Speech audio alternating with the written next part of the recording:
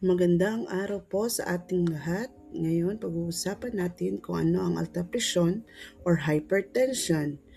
Atin din pong malalaman kung anong mga palatandaan tungkol sa sakit na ito, ano ang mga posibleng sanhi at ano ang dapat nating tandaan para ito ay maagapan.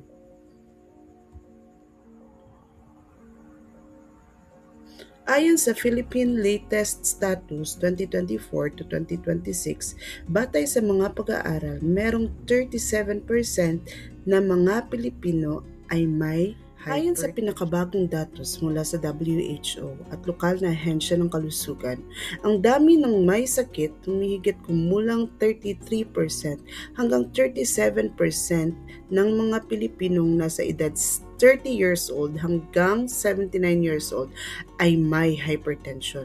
Katumbas ng tinatayang 16.8 million katao sa buong Pilipinas. Ayon sa Rule of Halls, 54% ang naipa-check up at na-diagnose. 37% ang umiinom ng gamot at sumasailalim sa gamutan. Pero 19% lamang ang matagumpay na nakokontrol ang kanilang blood pressure. Ang hypertension ay nanatiling isa sa pangunahing sanhi ng kamatayan na nagreresulta sa mahigit kumulang 900,000 pagkamatay bawat taon dahil sa komplikasyon tulad ng stroke at heart attack. Ang hypertension ay isang silent killer. Tahimik ngayon, mapanganib bukas. Bawat taon, tinatayang 200 to 300 Filipino ang namamatay dahil sa hypertension at mga komplikasyon nito. Bawat araw, katumbas sumigit kumulang 550 to 800 pagkamatay every day. At tinatawag din itong silent killer. Marami ang hindi alam na may high blood na sila hanggang sila ay ma-stroke o atakihin sa puso.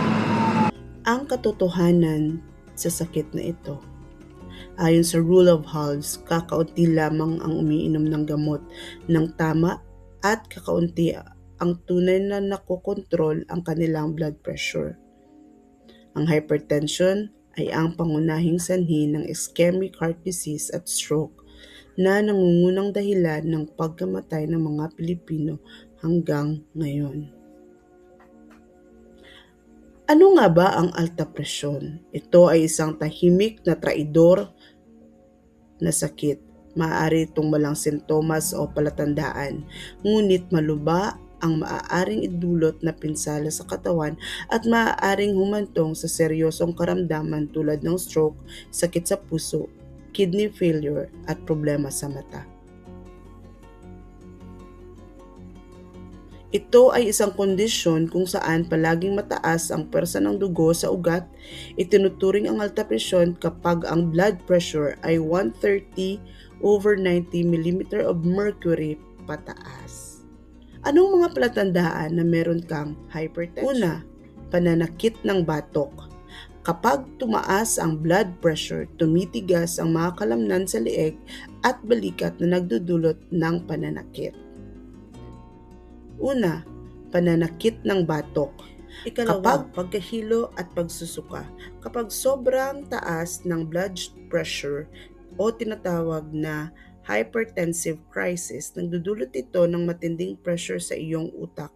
Ang pressure na ito ay naaapektuhan ang vomiting center ng utak, kaya nagre-resulta ito ng pagsusuka. Number 3, panlalabo ng paningin. Dahil sa pinsala na maliliit na ugat sa mata na maaaring humantong sa permanent na pagkabul. Number 4, pananakit ng dibdib. Dahil nahihirapan ang puso na magbomba ng dugo na may sapat na oxygen. Number 4, pananakit ng dibdib. Dahil nahihirapan ang puso. Next, number 5, pamumula ng mata at pisngi. Dahil lumalawak ang maliliit na ugat sa balat, kaya pumupula ang pisngi at mata. Ano mga posibleng sanhi bakit ka nagkaroon ng hypertension? Paninigarilyo.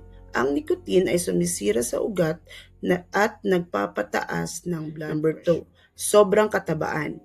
Pinapahirapan nito ang puso na magbomba ng dugo. Number 3, diabetes. Sa sobrang taas ng glucose at asukal sa dugo, nagiging malapot ang dugo na nagreresulta sa mahinang sirkulasyon kaya nagdodouble ang trabaho ng puso.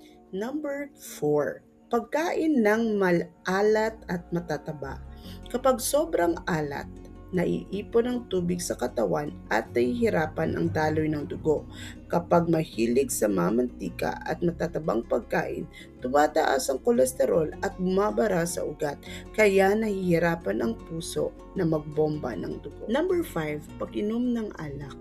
Sa paglipas ng panahon, ang alak ay nagdudulot ng pinsala sa puso, nagpapataas ng blood pressure at sinisira ang normal na tibok nito. Pinapataas nito ang panganib ng heart attack, heart failure at biglaang pagkamatay. Number 6, stress at labis na pagod. Kapag palaging stress at kulang sa pahinga, tumataas ang blood pressure at sumisikip ang mga ugat sa dugo. Dahil dito, humihina ang sirkulasyon at mas nahihirapan ang puso na nagpapataas ng panganib sa sakit sa puso. Ano ang dapat nating gawin kapag mataas ang ating BP? Huwag munang humiga, umupo muna, or Fowler position, just like what you've seen in the video. Number 2, ibabad ang paa sa maligamgam na tubig at lagyan ng malamig na bimpo ang ulo. Ang maligamgam na tubig sa paa ay nagpapaluwag ng ugat at nagpapabilis ng daloy ng dugo papunta sa paa, na tumutulong magpababa ng blood pressure sa katawan. Ang malamig na bimpo sa ulo ay nagpapalamig at nagpaparelax, kaya nakakatulong din na magbaba ang blood pressure. Tandaan, ang herbal ay supplement lamang at hindi pwedeng ipalit sa iyong maintenance or medication. Gumamit ng halamang gamot tulad ng bawang at luya. Ang bawang pwede mo itong nguyain o kainin na parang candy. Kung mas gusto mo, hiwain mo ng 3 butil ng bawang, ibabad sa mainit na tubig ng 3 minuto tapos inumin ng tubig. Or ang tanglad, pakuluan mo ang 10 dahon ng tanglad sa isang tasang tubig, saka inumin na parang tsaa.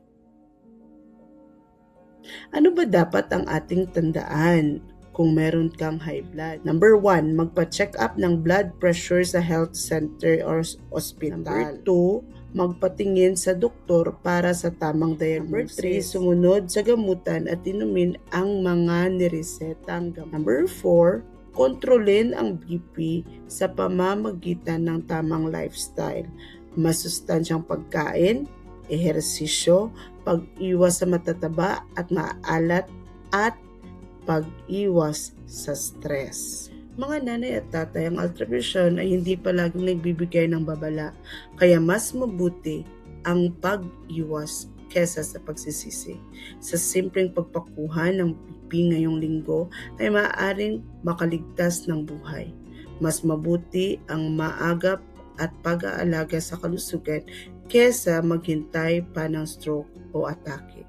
Maraming salamat at naway maging mas maayos at malusog ang bawat pamilya natin.